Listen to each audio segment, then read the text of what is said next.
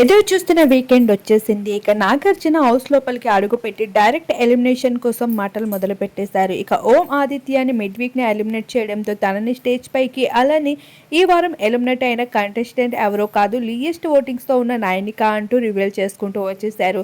ఇక హౌస్ అంతటికి ఏమాత్రం అర్థం కావడం లేదు. లీయెస్ట్ ఓటింగ్ లో అసలు పర్ఫార్మెన్స్ లేని వ్యక్తి మణికంఠ అంటూ ఫీల్ అవుతూ ఉన్నారు.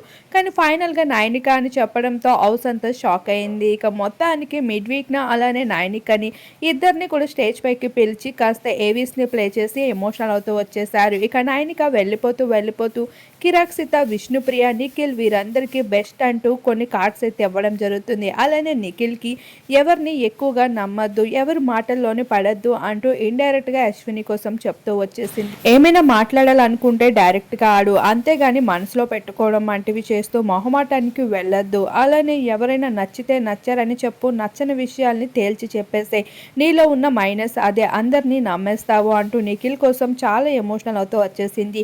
నయనిక హౌస్ లోపలికి వచ్చినప్పటి నుండి ఒక బ్రదర్గా నిఖిల్తో చాలా కనెక్ట్ అయిందని చెప్పాలి.